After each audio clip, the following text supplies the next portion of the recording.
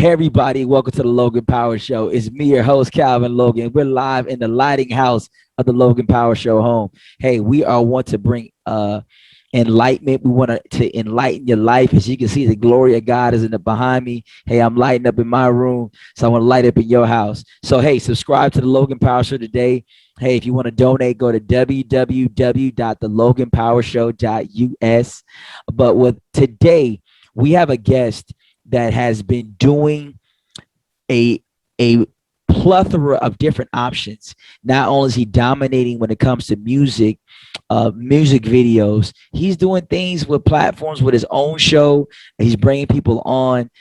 He has a great formula for success, and we will know more about his success. So I got the one and only. They say he's live, but he's nothing, no one and only the world renowned Mr. Jerry Royce. Jerry Royce live. What's going on, sir? Mr. Calvin, thank you for inviting us to your platform, man. We really appreciate it, bro. Yes, sir. More power to you as well. So tell us, how did you get involved in the industry? Because I know you've been doing it for quite some time. You are well renowned throughout not just the Maryland area, DC, just across the nation and what you do. So tell us how you got started with Positive Power 21. Well, Positive Power started from a newsletter. My family was already in business since 1993. We had our own news magazine that was actually a hard copy that was floating around on the eastern part of Maryland, because a lot of people don't understand how Maryland is split up in two. So I lived on the western shore, but we operated our business on the eastern shore.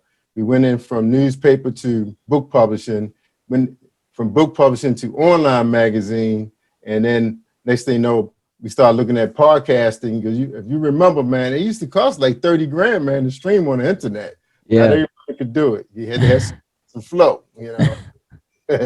I got you. So you've done things now with Positive Power 21, not only positive videos, movies, but you're also coming with the puppet that you got going on. You've gone to that realm. How did you get involved with that? Because you're bringing back those old memories of kids with the puppets and having those special messages to help kids be better in life.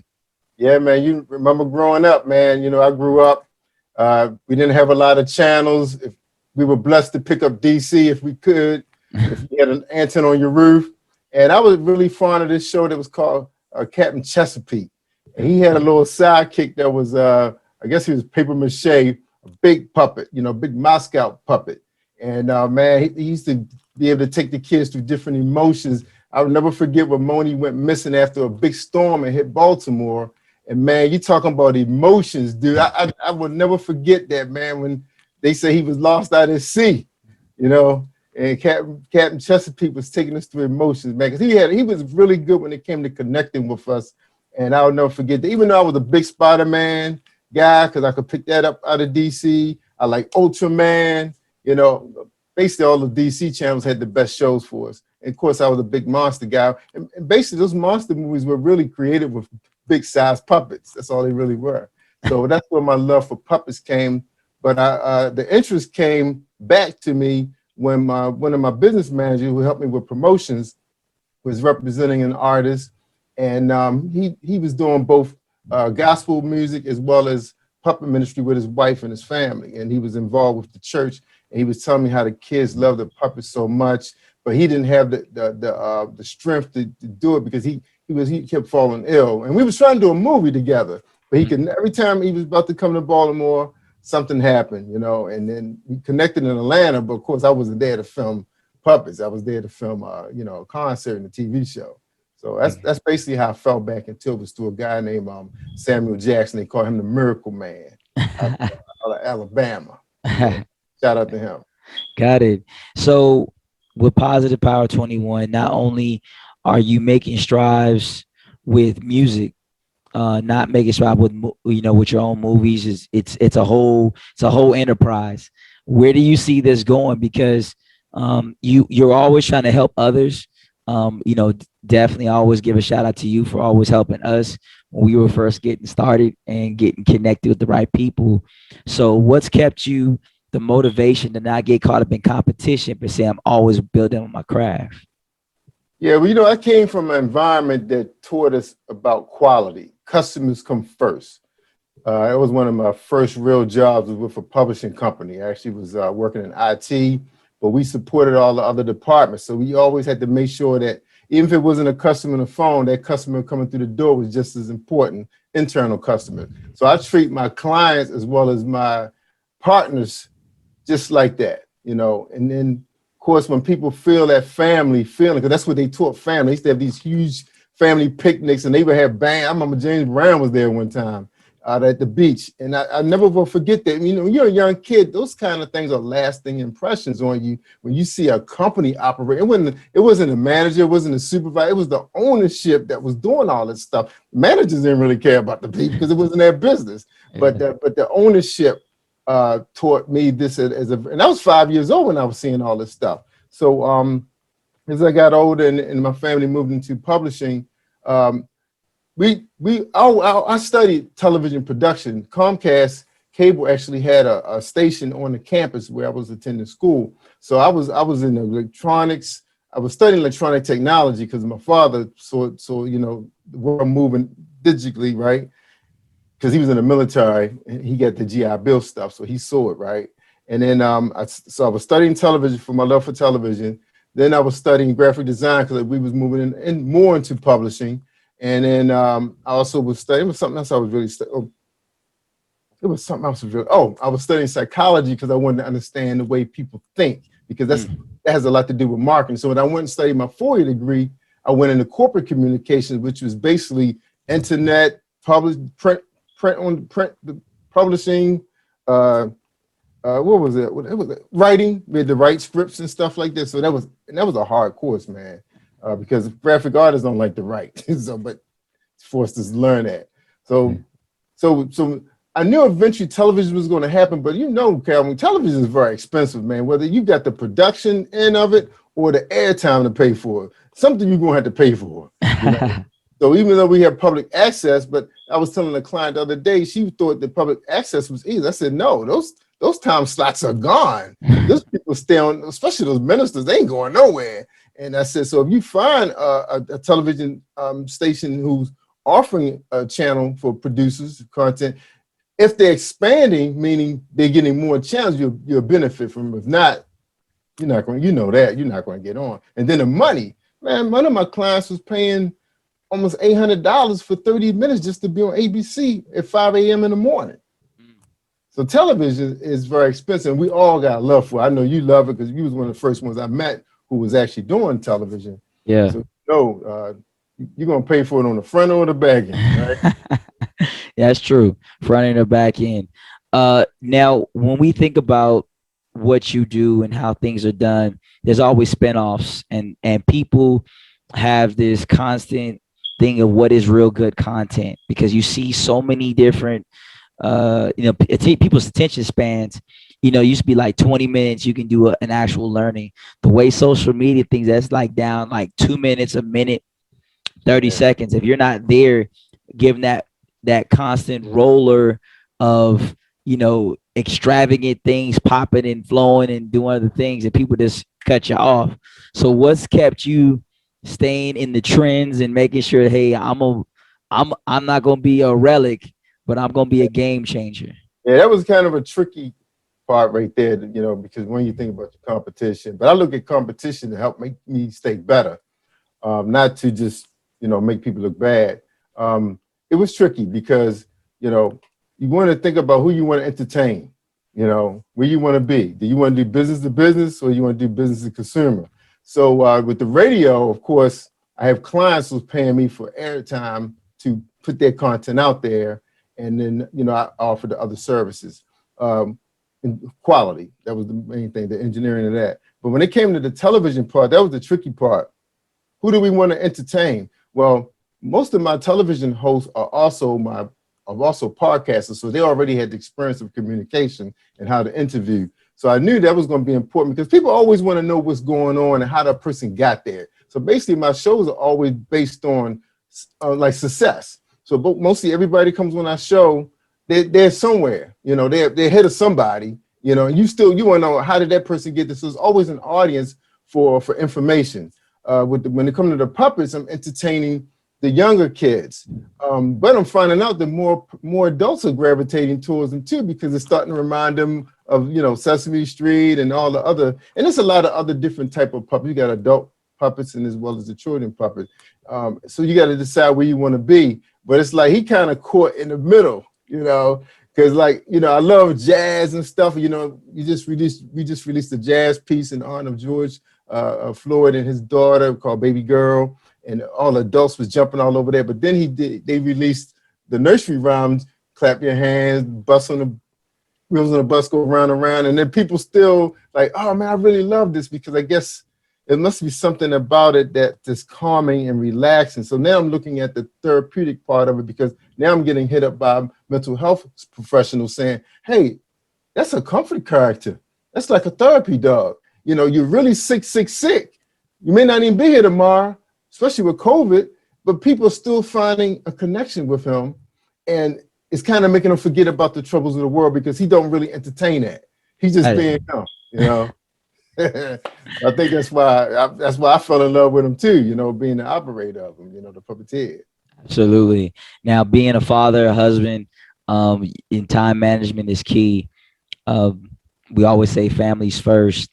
What's kept, as you see things in life, things are the father as a whole. The role is even getting more of a pivotal role now than ever, that I can tell anybody. How has, because you're such an you're in the part of, you have a voice. How has that changed your perspective now as being even impacting as a father? As fathers, we always elevate, but has your elevation as a father changed as society's been changing over these past couple of years? Really, I just took a page for what my father was doing. My dad found a way to connect with his two sons and his daughter and his younger brothers by either sports or business. My dad knew I loved tricking, fooling with things, so he always entertained that, even when he went to school for himself, so he can understand electronics himself, because he knew I was growing in that. I won a science fair in high school and went off to Johns Hopkins to compete for the state, so he knew I had a love for that. But then with the publishing, he introduced us to the publishing world when we went to work for the same company he was working for. And so I had a love for that, because he knew I love art. My dad was an artist. So he used to entertain us. He used to bring packs of paper home. And my brother and sister and I used to build cities out of paper. Wow. So I knew that I can connect with my kids through one of those mediums. So my daughter is in performance arts. She sings, dance, and really good with her hands.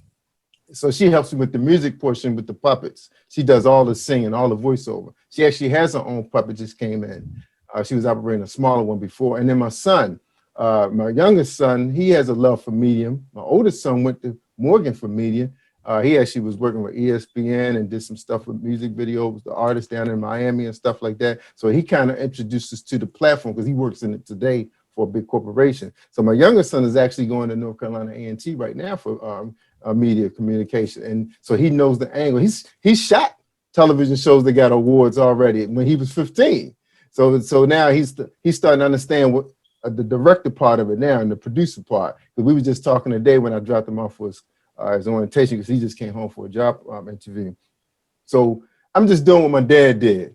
Just try to stay connected, because you're not going to be able to compete with trends with them. I can't sit there and talk about their new latest design, because you never really understand it sometimes.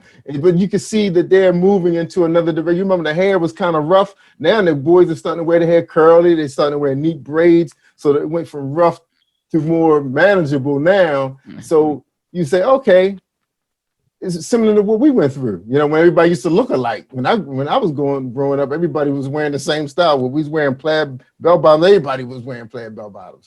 So this is what I do. I just connect the way my dad did. Just find something that we have interest in and just stay with it, man. That's the winning formula. Gotcha. Well, shout out to your father, who's a blessing, and definitely want hats off to you for what you're doing. Shout out to your wife. Shout out to your children. It's a blessing when a father can speak highly of the children and say, "Hey, they're doing something that's going to be greater in levels," and they're helping dad to make sure that he's staying afloat on the on the young trends. Make sure, hey, dad, you ain't lost your touch. Give you some insight. So tell people, how can they get in contact with you? Well, right now we rocking the puppets full time, so you can connect with us there. That's skeetjones.tv. We moving t-shirts through there just to start getting the kids interested in apparel, use their creativity. Um, my email is jerryroycelive@gmail.com. So if you're someone who want a storyteller, you own your own book, children's book, we're looking for storytellers. We actually connected with artists who want to send us some beats, some instrumentals. Like I said, the puppets are moving fast, man. Not only we doing television, but we're looking at doing some real short skits, some concerts. Maybe might just be all music because we have our own studio and we do work out of pop-up studio. We can keep everything moving even through COVID because we have on the other side of my radio room, we have a studio, the black box where we do everything in there, all kinds of cameras. And that's the good thing about it, man, is, we just building, the equipment's not really changing much. It's just getting better and more affordable. So all we got to do is just keep up with the digital world, man. Keep content pumping. That's all we Yes, got to do. sir. Absolutely. Well, hey, I want people, like I said, you check out. What's going to happen is after this show, you're going to see the video, an actual special video that was paid tribute to George Floyd's daughter. So I want y'all to take a look at this after this show. So we want to keep Mr. Jerry Royce and his family lifted up. We want everybody to keep on watching what he's doing. And I want y'all to understand this. Let's build one another. Let's iron sharpen iron, and let's make a difference. So, hey, my name is Calvin, the Logan Power Show. I'm speaking to Jerry Royce from Jerry Royce Live, the one and only, the nationwide, worldwide, the man, the master man. We call him the DJ, but that's the master man on all spinoffs. You want to make sure you get connected with him because Positive Power 21 is a place where you want to be. Final thought before you go. If there's someone out there that say, hey, they're thinking about getting involved in business, they want to do certain things, they want to be a better person. If there's some nuggets you can give them that's helped you become the better man you are today that you want to pass on to them, Yeah, the floor is man. yours. One of the things we all can say when you're in business, sometimes the family, the wife, the girlfriend, the parents, they may not understand what you're doing. You don't got time to teach them. You're just trying to move forward. Try to connect with organizations or some individuals doing what you're doing. Like I connect with a lot of people on YouTube. It's a young guy and they got this podcast I love to death called The T-Shirt Millionaire. He's bringing people on that's doing big and better things. I mean, you're talking about not just pulling in $10,000 a week or 7 figures doing apparel, whether they got a store or they online, you're going to get something out of his podcast. I just recommend check out the T-Shirt Millionaire, man. That's a decent brother right there, man. So shout out to what he's doing over there. And I think you got to stay motivated. I don't care what you're doing. You got to stay motivated. Absolutely. So you gotta stay motivated, dedicated to your craft, dedicated to what God has in store for you. Hey, I want y'all to stay motivated. Know this. Hey, God got a plan for you. Write the vision, make it plain so they that will see it will run with it. So let God run with your vision and make you the better you for tomorrow. Hey, it's all the time I got. My name is Calvin, the Logan Power Show, nationwide, worldwide. Was the Jerry Royce live. We appreciate you. We love you. See you All right, soon. thank you, brother. Thank you too, man.